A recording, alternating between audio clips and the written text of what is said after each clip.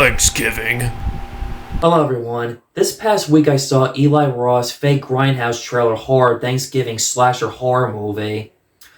It's hard to believe it's been 16 years since the Grindhouse double feature Planet Terror and Death Proof came out the same year, 2007. Alongside, Eli Roth won a competition for fake original trailer he made when Robert Rodriguez and Quentin Tarantino promoted their double feature Grindhouse movie.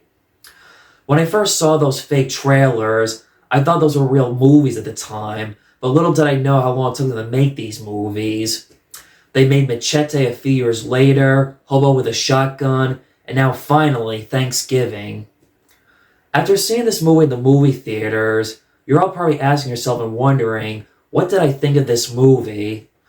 Well, honestly, I didn't hate or love this movie. I thought it was just okay and alright. It was nothing special or groundbreaking. It is not ranked the same way as Black Christmas, Gremlins, or other horror holiday movies that I've seen. I'm not gonna lie, I'm not much of a fan of Eli Roth. I don't hate his movies. He hasn't done anything that floated my boat, or he's not a groundbreaking horror director. He's no John Carpenter, Dario Argento, George Romero, Wes Craven. Cabin Fever was alright, nothing special to revisit. Knock Knock with Keanu Reeves was stupid. I keep forgetting he was in Inglourious Bastards. I haven't seen that movie since high school. I don't remember his character off the top of my head. I've never seen any of the Hostel movies. Grant, I'll give him credit, he is a huge die-hard horror fan. He loves the genre a lot. I'm not gonna lie, I kind of was expecting a little more from this movie, especially how cool the fake trailer was. When you look back at the original Black Christmas horror movie, what made that movie so great and scary was not knowing the killer's background story and why he killed. While the motivations killer in this movie is understanding, but at the same time, it's just not the same as scary when the killer has no motive for why he kills. Spoiler alert right here. If you haven't seen the movie yet, stop the video right here. The killer in this movie was Patrick Dempsey's character. Throughout the entire movie, it did surprisingly keep me guessing and going who the killer was. And I had my suspects at first. I thought it was the ex-boyfriend or the rich kid. Actually, my first suspect before the others was the Right Mart manager, and it would have made sense because his wife was killed on Black Friday. Makes me wonder, why do they call this mock version of Walmart Right Mart to avoid getting sued by Walmart? Or maybe Walmart would not allow them to use their name in this movie for particular reasons. Patrick Dempsey's character was the kind of person who seemed nice, friendly, humble, convincing, and that he was a good cop.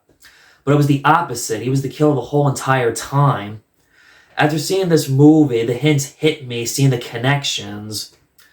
While Patrick Dempsey does do a good job in this movie, you know what else it is? I've seen this format done better, like in Psycho, Scream, The Stepfather, the first Friday the 13th movie. The killer who seems nice and friendly but until you notice something is odd and off about him or her. His motives for killing is because Gina Gershon was killed on Black Friday, and she was a former girlfriend, lover of his. He still loved her despite that she was married to the Right Mart manager. When people ask me what I'm thankful for Thanksgiving every year, you really want to know what I'm thankful for? When I was sitting in the movie theater watching this movie, one thing I will say is that I'm thankful for is that in all my years of 30 years of existence being on this earth, I am very thankful I've never gone Black Friday shopping, and this movie reminds me of why I did never go Black Friday shopping after Thanksgiving. I don't know how big Black Friday shopping is these days because online shopping and Cyber Monday has been the new Black Friday for over a decade. Plus, recently Best Buy stopped selling physical media Blu-rays and DVDs, and that makes me really sad and depressed.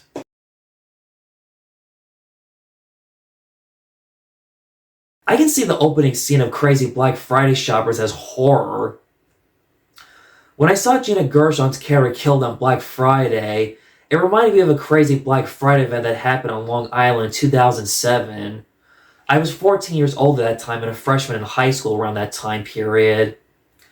I don't remember the guy's name, but I remember reading about how this guy died on Black Friday shopping being stomped on by people who were in a rush to get half-price sales off on Black Friday that year.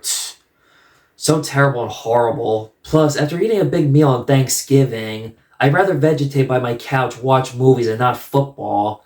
Apologies to anyone who loves football. I don't like football at all. The look of the killer John Carver was cool, especially how they were referenced how the first Thanksgiving was celebrated in Plymouth Colony, Massachusetts in 1621. John Carver was a real person who came over the Mayflower in 1620, who negotiated peace with Native American tribes. He was the first governor of Plymouth Colony. This killer may not be as iconic as other slasher horror villains like Michael Myers, Freddy Krueger, Jason Voorhees, Leatherface, Chucky and Ghostface, or it's too early to tell unless they make a sequel to this movie. They don't clarify if Patrick Dempsey's character is still alive or not at the end of this movie. That's a cliffhanger ending, and don't know there will be a sequel to this movie. Despite liking the performances from Patrick Dempsey and the adult actors, my biggest issue with this movie was the teen characters. I did not care, was not drawn to these teen characters. When they're hanging out at a diner or talking somewhere else, these teen characters were so boring. The final girl was bland, had no personality, charisma, or arc. She was very cliched. I looked at the character's name. Her name was Jessica, but no one in this movie refers to her by that name. Did I miss something? Her mother died. She hated her stepmother. Her dad was a workaholic, neglected his daughter, and did not listen to his daughter how she felt about her dad remarrying. How her dad will always love her real mother, but his new wife made him happy to fall in love all over again. On Black Friday, someone stepped on her boyfriend's wrist and it damaged his pitching arm. She was dating this guy who was on his way to become a baseball player, was a great pitcher. After the Black Friday massacre, he leaves everything behind, he becomes a recluse, and no one knows where he is after that night. But he comes back to figure out why there is a killer on the loose that connects to last year's Black Friday's massacre.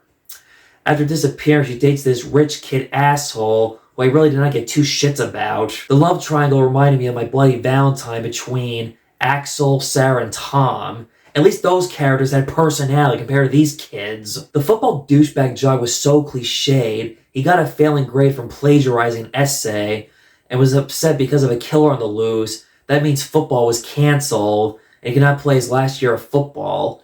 Boo freakity hoo. There are bigger tragedies in life than a football game being cancelled. When the manager opens the store, people run and stomp on a security guard, and these two mean people accidentally kill the manager's wife.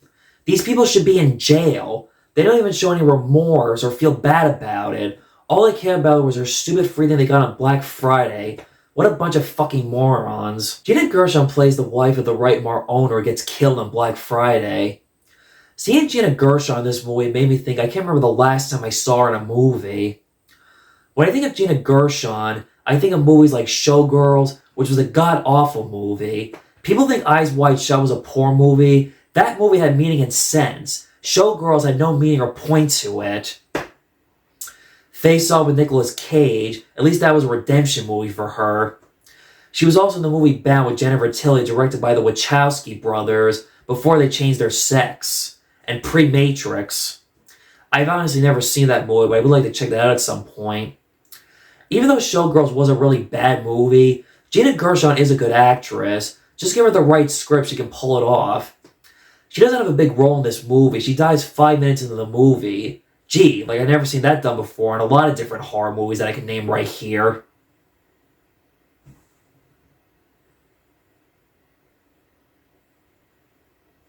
The movie did have some creative kills. When the killer kills the waitress, her face gets stuck frozen in the freezer, felt like a Christmas story in a more horrific gore way. Just when she thinks she got away, she cannot find her keys. The killer kills her by driving her car into a garbage dump and her body splits in half. I like the part when the cheerleader is bouncing stripping in front of her boyfriend, and little did she know her boyfriend was dead after the killer twists his neck. Then he stabs the bottom of the trampoline, stabbing her feet, then killing her.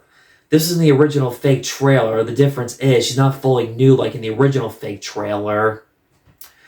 After seeing this movie in the movie theaters, I came home rewatching the fake trailer, Grindhouse trailer, and thinking to myself, you know what? The trailer was better than the movie. It also made me wish this movie was just like the trailer, grainy, Grindhouse feel, feeling like the 70s or 80s. This movie took place in like modern day 2023 social media. I feel like Eli Roth was trying to keep up with modern times and appeal to modern day audiences. In the trailer, Eli Roth plays this jock who's about to have sex with his girlfriend in a car. As his girlfriend is stripping him off, his head was chopped off by the killer. At the Thanksgiving Day parade, the killer chops a turkey's head off in a costume, which is in the original fake trailer. They at least kept some parts of the kills in the fake trailer from this movie. The best kill of this movie is when the killer kills the final girl's stepmom in the oven. That was horrifying to think that, being in that situation, knowing you're gonna die being fried. The crazy part was he put butter and seasonings on her. That made me think of Seinfeld when Newman was craving Kramer, putting a lot of butter in his body. Butter? LL Cool J in Deep Blue Sea was lucky to survive getting fried in an oven, getting away from a shark because he had an axe. The finale when they're all at the dinner table with the killer reminded me of the original Texas Chainsaw Massacre. We've had horror Christmas movies, Valentine's Day horror movies. Well, almost every horror movie is Halloween, even if not every horror movie takes place on Halloween.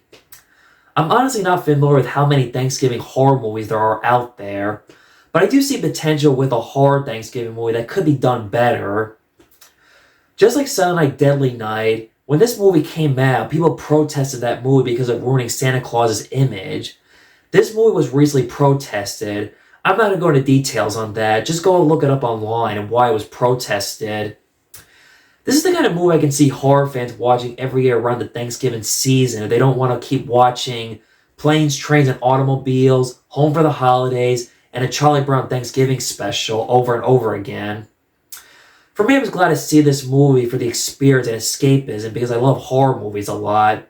I was not expecting anything original from this movie, was not expecting this movie to be serious, but at the same time, seeing the original fake trailer made me wish it was shot in the same style as the original fake trailer. This is also probably a movie I won't be revisiting anytime soon unless I'm in the mood for an alternative Thanksgiving movie, or maybe hang out with my friends to watch this movie for the fun of it. That wraps up today's video. See you next time. So that was my video of Eli Roth's Thanksgiving. I know I'm a little late posting this after Thanksgiving, but hey, it was the holidays. I was not missing out spending Thanksgiving with my family. Like the video, subscribe to that bell button to get the latest updates on my YouTube channel. Let me know in the comments what you thought of Eli Roth's Thanksgiving horror slasher movie. And happy belated Thanksgiving. On to Christmas reviews.